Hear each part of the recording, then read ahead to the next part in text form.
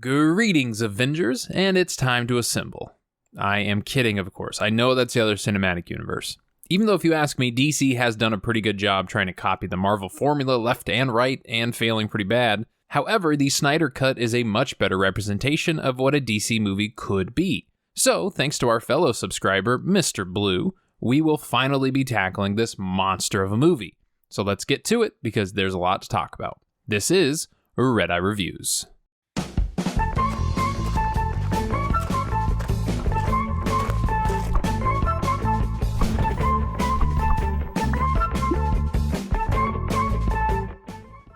Now, first things first, let's get that good old plot synopsis out of the way. You would think this would take me a very long time because this movie is 4 hours long. However, it really isn't that complex. If you want to skip the synopsis, use this super timestamp here, and the rest of us will catch you in a moment. A long time ago, Darkseid and his boys try to conquer Earth using the Mother Boxes. These 3 supercomputers that when put together will become a tool that turns a planet into a copy of the invader's planet.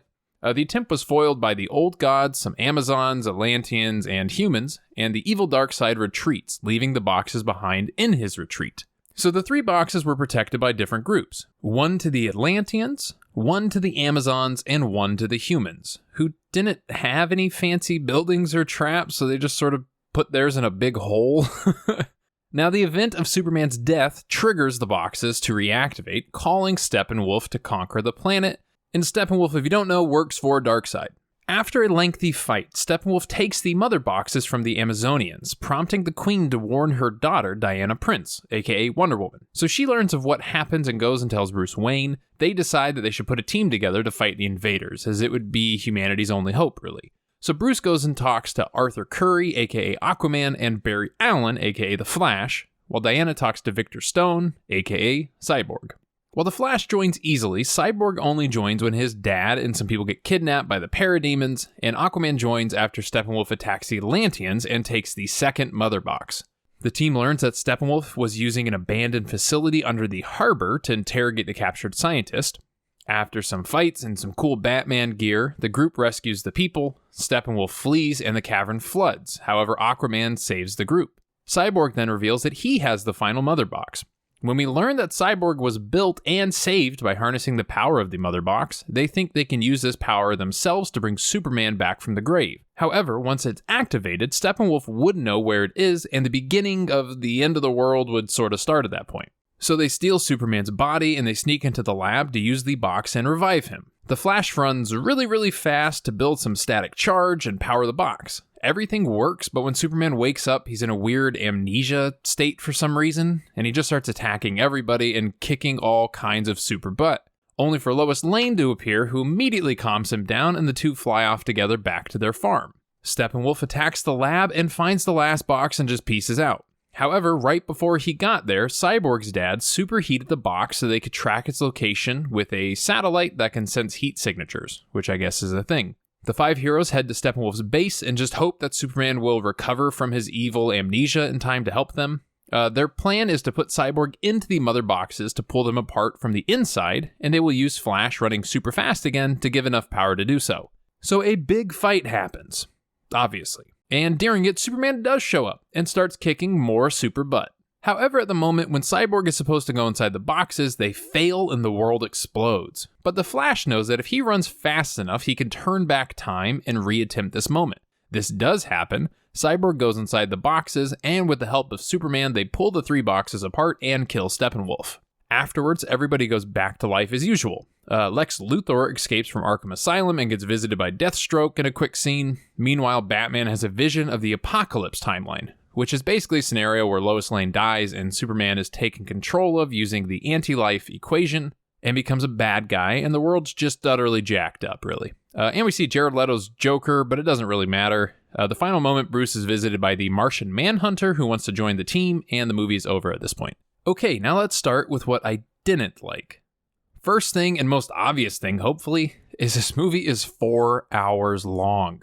And it would be one thing if it actually took 4 hours to tell this story, but its runtime consists of about 30 minutes of slow motion scenes, which I'll watch The Flash run in slow motion, because, that makes sense. I have no problem with that. But I don't need to see Lois Lane drinking coffee in the rain in slow-mo. I don't need to see Aquaman drink whiskey in slow motion, or just like random car driving and stuff, combined with weird singing scenes and whatever this is, and a handful of scenes that don't actually like result in anything, like showing Commissioner Gordon contemplating Batman having turned evil and kidnapping people. Like, who cares? We don't really even get a follow-up to this. Or showing Lex Luthor at the beginning of the movie, and then you literally don't see him again until the very end of the movie. We don't need to put that in there. Do I think this movie is better than the original? Yeah, absolutely 100% better. Do I think it needed to be longer than 2 hours? No way in hell. There's so much of this movie that if I was an editor, I would have edited out. And then some of my other complaints are really just with actors, and it's kind of nitpicky, but I don't like Ben Affleck as Batman. I never have. I don't think I ever will. Don't get me wrong. He is a great actor, but his Batman is bad. His bat suit looks like it belongs in like a Gears of War video game. I don't know why he's so jacked in this thing. And his bat signal, what is that supposed to be? I don't get it.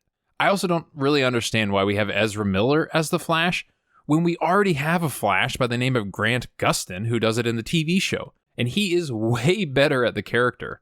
And Ezra Miller is a decent actor, and he has some fun moments in this movie that I enjoy. But like when he's running to go back in time near the end here, his acting is it's really bad.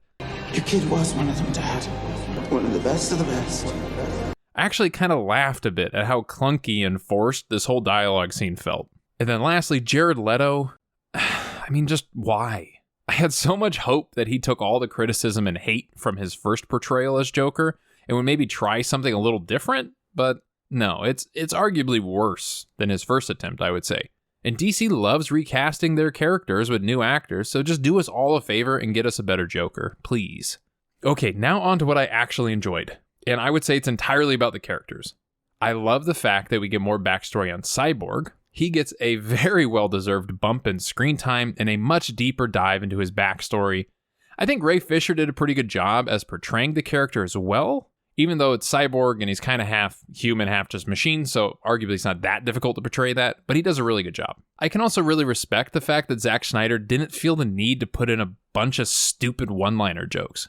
Like, one of my biggest complaints about the Marvel movies are all of these stupid one-liners mid-fight. Like, all of New York is being destroyed around you. Thousands of people are dying, and you're just gonna stop fighting to tell a joke? Never what? You didn't finish! What, were you napping? Like, why do you do that? I hate that. I hate it so much. But in this movie, we get very little of that. Like, Aquaman stabs some guys, and he just goes and gets his trident and keeps fighting. No stupid joke about, like, putting a shrimp on the Barbie or a double kill. No, we don't care. It's a serious situation, and they're taking it seriously. So kudos to them for learning when to make things funny and not just forcing jokes down our throat. But my favorite part about this entire movie is Gal Gadot as Wonder Woman. She is by far the best part of this movie. And I think the only real reason the DC cinematic universe even stands a remote chance of surviving is Gal Gadot. Her and all the Amazonians, they're just so cool. Which, if I can bag on Marvel one more time, Marvel does a terrible job at writing women characters. They just don't understand how to make a woman badass and not just like a pretty thing to look at in tight spandex. I always think back to that cringy scene in Avengers Endgame when all the women come together and they help each other with the gauntlet, and this horribly awkward girl power scene.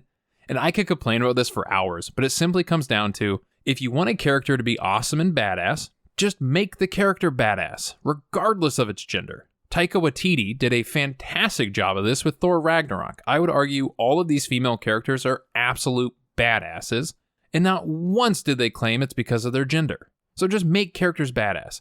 And getting back to this movie, I think DC actually does a pretty good job making their woman superheroes awesome. Gal Gadot's Wonder Woman is a badass, and it's a perfect casting choice.